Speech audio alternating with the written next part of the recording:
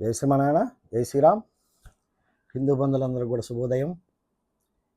ఈరోజు ఒక ముఖ్య విషయం తెలుసుకోవాలి ప్రతి ఒక్కరు కూడా. నోరు, ఈ నోరు అనేది భగవంతుడు దేనికి ఇచ్చాడు? మనం ఆహారం తీసుకోవడానికి, అలాగే మంచి మాట్లాడటానికి.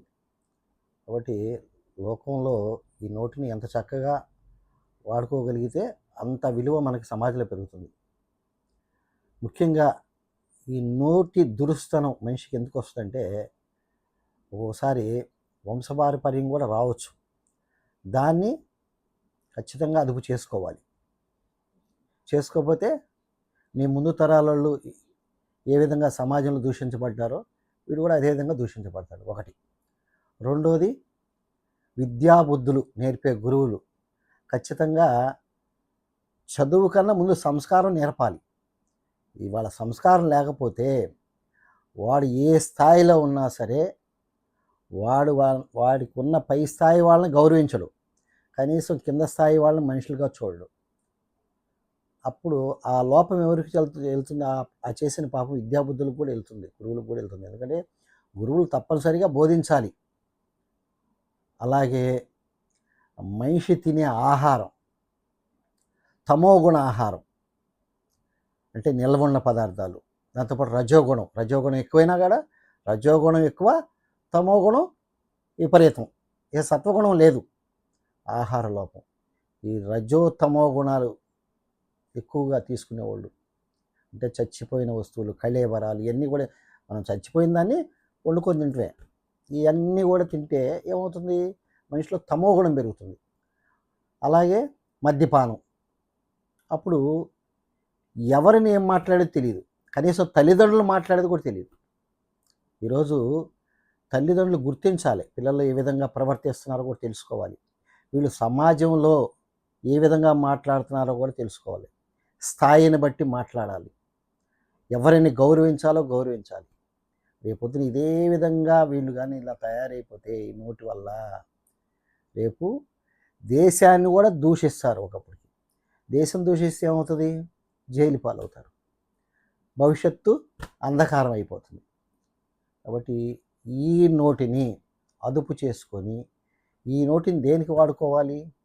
కనీసం నోటి ద్వారా ఎవరికైనా నువ్వు సహాయపడతావా? మాట సహాయం చేస్తావా?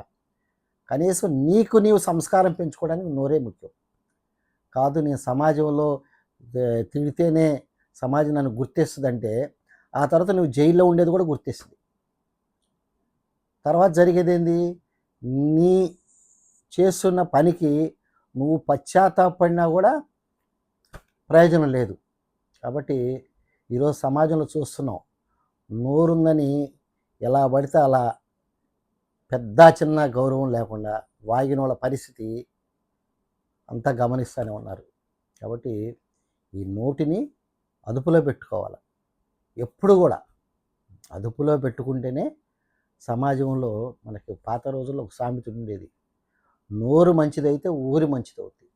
కాబట్టి ఈ నోటిని మనం అదుపాజ్యంలో పెట్టుకొని ఎవరితో మాట్లాడుతున్నాం, ఎవరిని మాట్లాడుతున్నాం అనేది తెలుసుకోవాలి.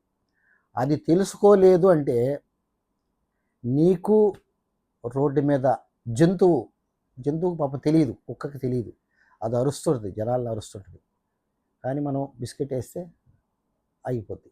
అట్లా జంతువుకి మనకి తేడా ఉండదు, అరిసేవాడు. అంటే యువత ముఖ్యంగా తెలుసుకోవాలంటే ఎవరిని మనం మాట్లాడుతున్నాం, ఏ స్థాయి వాళ్ళని మాట్లాడుతున్నాం అని తెలుసుకోగలిగితే ఇలాంటి తప్పులు జరగకుండా సమాజంలో గౌరవం సాధించుకోవడం అనేది చాలా కష్టం. అప్రతిష్ట పాలవటం క్షణం చాలు. కాబట్టి ఏది కావాలో మీరే నిర్ణయించుకోండి.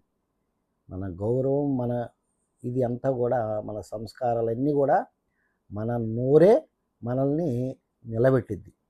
అలాగే ఈ నోటితో భగవంతుడిని కూడా దగ్గర చేసింది.